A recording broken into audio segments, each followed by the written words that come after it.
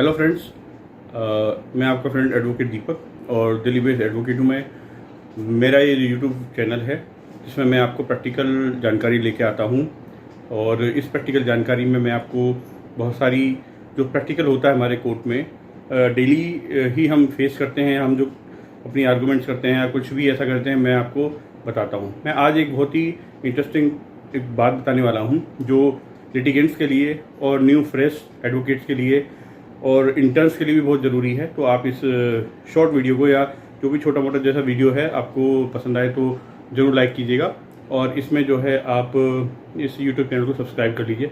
चलिए फ्रेंड्स, मैं शुरू करता हूँ। हुआ ये कि आज की तारीख है आपकी 1 अगस्त। तो मेरा एक क्लाइंट है जिसके ऊपर काफ़ी केस लगे हुए थे, लगभग 7-8 केस लगे थे जो ऑलरेडी फर्जी केस थे। वैसे 7-8 केस फर्जी ही लगे होंगे तो समझ सकते हो आप। उस पर सिर्फ एक ही केस था जो लगाया गया था, वो भी खैर फर्जी था, बट उसके एविडेंस उसी पर थे उसके जो पुलिस के खिलाफ, पुलिस ने जो इसके खिलाफ बनाए थे। दूसरी बात ये है कि बाकी केसेस जो लगाए थे फर्जी लगाए थे, वो तो मैंने प्रूव कर दी और वो कैंसिल की प्रोग्रेस में है और जजमेंट भी जो है कईयों में आ गया है, बाकियों में आ रहा है धीरे धीरे। अब ये है कि उसका एक ये हुआ था कि वो व्यक्ति जो है एक मैटर हुआ, पटियाला हाउस कोर्ट का मैटर है ये, मैं जिसकी बात कर रहा हूँ। मैं Patiala house court Delhi central new Delhi में पड़ता है, डिस्ट्रिक्ट न्यू दिल्ली में आता है। ये जो है इंडिया गेट के पास है पटियाला हाउस कोर्ट। यहाँ पर क्या हुआ कि एक प्रीवियस डेट है, जून से पहले की डेट, उस डेट पर ये बेचारा जो है अपेयर नहीं हो पाया था। और हुआ क्या कि अपेयर नहीं होने का एक कारण था, वो ये कारण था कि इसको फर्जी केस में, जैसे मैंने बताया आपको कि फर्जी केस में जो है उसको अरेस्ट कर लिया था पुलिस ने और उसको जेल में डाल दिया था। उस दौरान एक डेट लगी जो पटियाला हाउस कोर्ट के केस की थी और इस केस की जो डेट लगी वो जो है उस दौरान लगी जब वो व्यक्ति पुलिस कस्टडी और जुडिशियल कस्टडी में ट्रांसफ़र हो गया था। मतलब ये कहने का मतलब है कि वो जेल में था, कस्टडी में था। अब जज साहब ने क्या किया, इसके खिलाफ एक डेट मिस हो गई तो एनबीडब्ल्यू जो है इसने इशू कर दी है। अब एनबीडब्ल्यू क्या होते हैं? एनबीडब्ल्यू मैं आपको एक साथ साथ बता देता हूँ तो आपकी जानकारी के लिए कि वारंट जो होते हैं वो बेसिकली दो तरीके के होते हैं। एक तो होता है बेलेबल वारंट, एक होता है नॉन बेलेबल वारंट। तो होता क्या है कि जो बेलेबल वारंट होते हैं उसमें क्या होता है कि पुलिस अधिकारी जो होता है या आईओ होता है अपना, आपका जो भी है केस में, वो व्यक्ति जो है आपको अपने पास बुलाता है और आपके आधार कार्ड और आपकी सिक्योरिटी का आधार कार्ड लेकर वहीं के वहीं जो है साइन कराकर आपको मतलब आपको फ्री कर देता है। तो ये हो गया बेलेबल वारंट। या कुछ एक श्योरिटी छोटी मोटी जो है लेकर अपना कागज़ लेकर श्योरिटी का वो आपको फ्री कर देगा।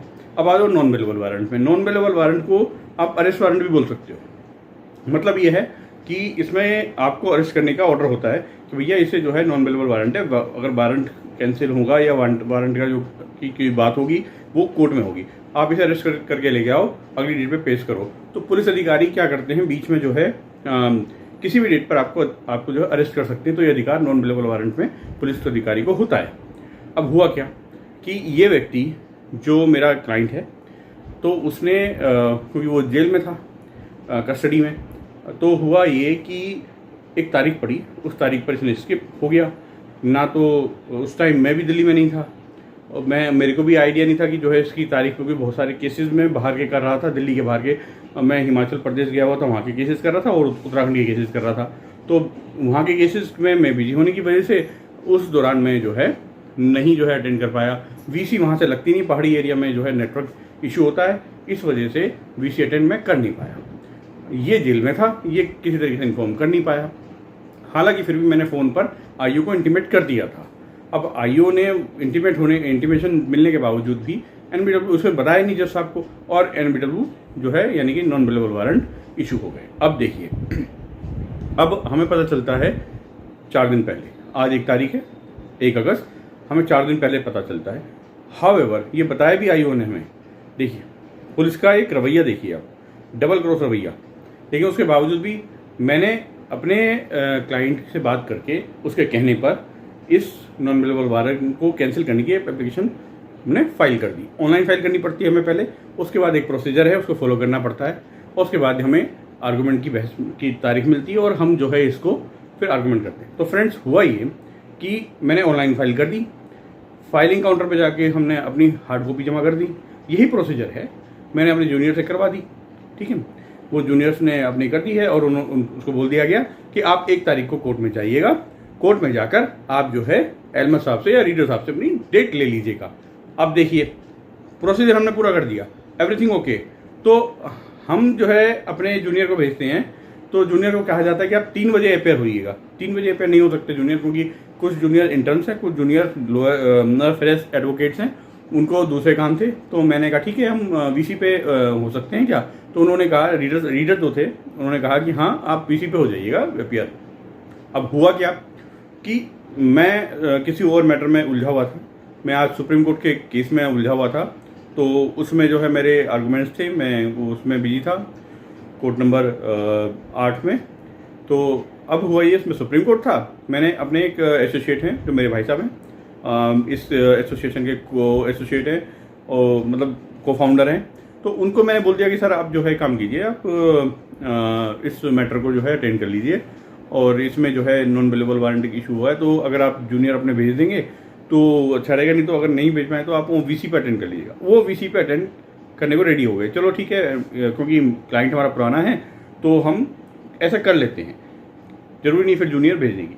तो वो अटेंड कर रहे थे। अब जब अटेंड कर रहे थे वो, तो देखिए टाइम था 3 बजे का, 3 बजे के बाद उन्होंने 3:05-7 पे उन्होंने अटेंड किया। उस टाइम थोड़ा वो चल रही थी, आर्गूमेंट कुछ हो रहे होंगे, वो ख़त्म हो गए। ख़त्म होते ही इन्होंने बोला कि जो है जज साहब मुझे जो है ऐसे ऐसे मैंने एप्लीकेशन फाइल करी है, और काइंडली मतलब इंग्लिश में बोला, तो ऐसे ऐसे जो है हमें डेट इशू कर दीजिए और टाइम दे दीजिए। अब हुआ क्या, एक बार बोल दिया, इग्नोर कर दिया जज साहब ने, दूसरी बार बोला, इग्नोर कर दिया जज साहब ने, ठीक है, बोल दिया कि आप चुप रहो, तीसरी बार, चौथी बार, 4 बार बोलने के बाद वीसी से ही कट कर दिया, उड़ा दिया उन्हें।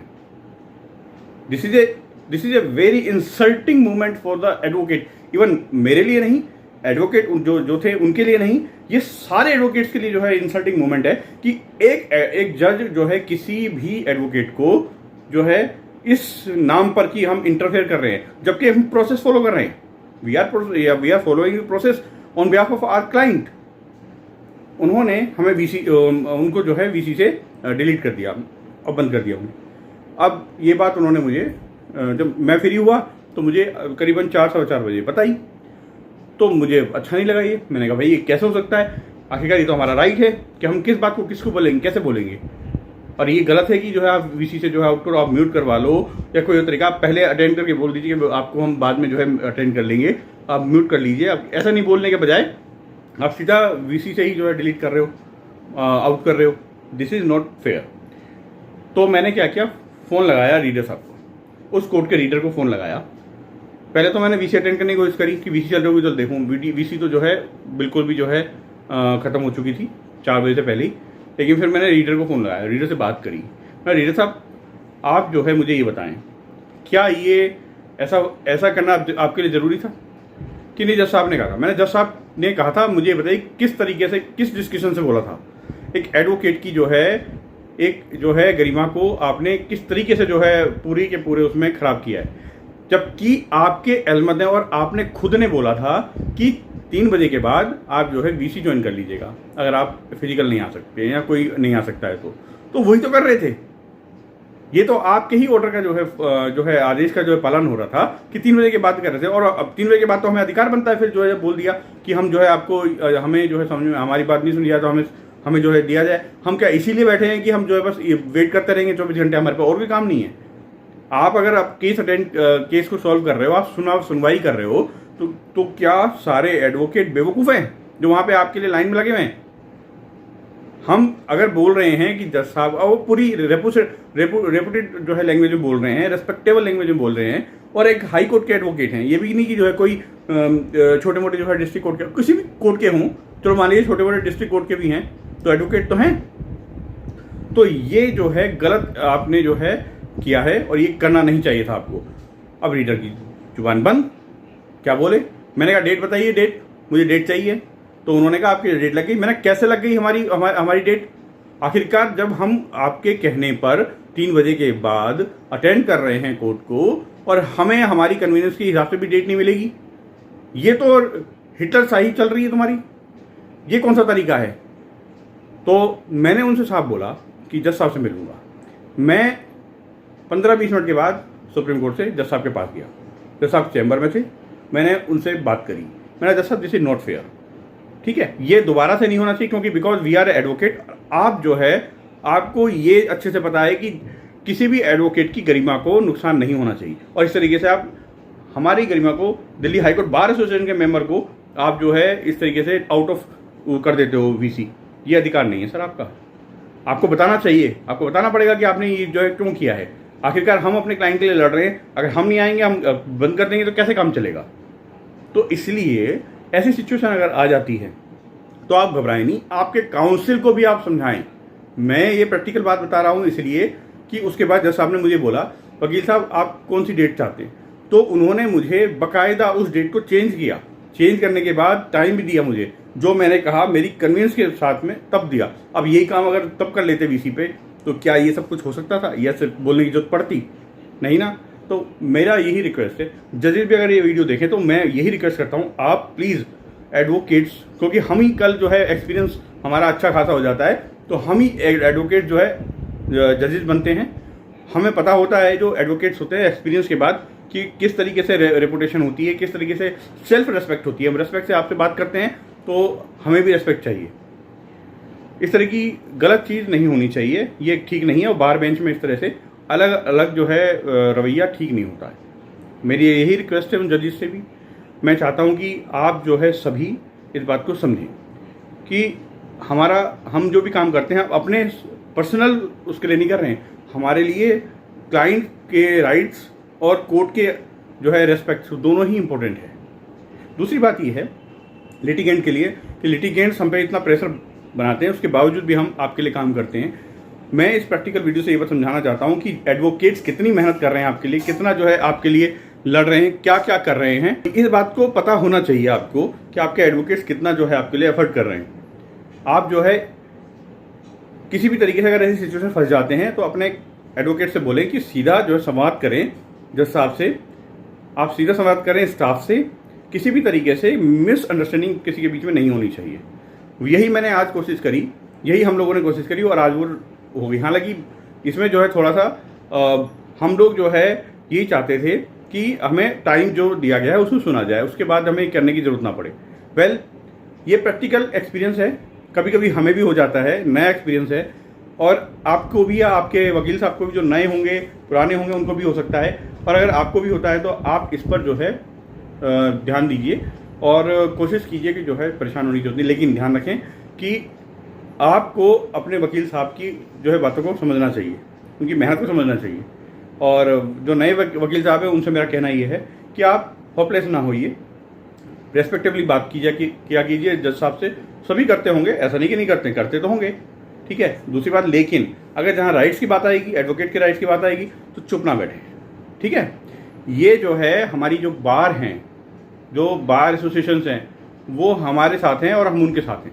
हम नहीं होंगे तो वो नहीं है और वो नहीं होंगे तो हम नहीं है, ठीक है। तो दोनों ही केस में हमें इस बात का ध्यान रखना चाहिए कि अगर हमारे किसी राइट का अवोलेशन हो रहा है, हमें हमारी रेस्पेक्ट को जो है ठेस पहुँचाई जा रही है, चाहे वो जजेस के द्वारा से किसी के द्वारा, तो फिर हमें अपनी बार का सहारा लेना चाहिए, बार एसोसिएशन का सहारा लेना चाहिए। मैं सुप्रीम कोर्ट बार एसोसिएशन से हूँ, मेरे एसोसिएट जो थे वो सुप्रीम कोर्ट के एडवोकेट भी हैं और वो साथ में दिल्ली हाईकोर्ट बार एसोसिएशन के मेंबर भी हैं। इसी तरीके से और भी मेरे साथ के जूनियर हैं और साथ के एसोसिएट हैं, वो भी जो है अलग अलग बार्स के, राहुल एवेन्यू, तिसारी, सभी जगह के जो है मेंबर्स हैं। High court Shimla, high court Chandigarh, high court Nainital के मेंबर्स हैं। तो इसलिए जो है सभी को अपनी जो है रेस्पेक्ट प्यारी होती है, जजेस को है तो हमें भी है। तो ध्यान रखिएगा, छोटे मुद्दे पर हम छोटे तरीके से और प्यार से जो है निपटा सकते हैं। अगर इसमें जो है कोई ईगो सामने आती है तो प्लीज़ आप तो ना आने दें और जज साहब को भी समझाएं कि ना आने दें, क्योंकि ये ठीक नहीं होता है। ये हम जो काम कर रहे हैं प्रोफेशनल काम करें, पर्सनल किसी का नहीं करते। पर्सनल सबकी लाइफ अलग होती है, ठीक है फ्रेंड्स। तो आज का ये वीडियो प्रैक्टिकल वीडियो था, कुछ ऐसी सिचुएशन पर जो ऐसी प्रैक्टिकल इस सिचुएशन आ जाती हैं उस पर। तो आप इस पर इसको अगर आपको थोड़ा लगता है कि आपको कुछ नई बात जानने को मिली तो आप इस वीडियो को लाइक कर दीजिए, शेयर कर दीजिए और यूट्यूब चैनल में सब्सक्राइब कर लीजिए। और भी मैं प्रैक्टिकल वीडियोज़ लेके आता रहूँगा। ऐसे उतार चढ़ाव के कई सारे वीडियोज़ हैं जो आपको देखने को मिलेंगे। ज्ञान तो सबके पास है, अपना अपना सबका ज्ञान है। मेरे पास जो है मैं आपको शेयर करूँगा, जो मेरा एक्सपीरियंस है मैं आपको शेयर करूँगा, और उससे आपको लाभ होता है तो मेरे लिए जो है बहुत ही मतलब सौभाग्य की बात होगी। तो आप आगे जो है देखते रहिए मेरे वीडियोस और मेरे यूट्यूब चैनल को सब्सक्राइब कर लीजिएगा। थैंक यू वेरी मच आज की वीडियो को देखने के लिए, धन्यवाद।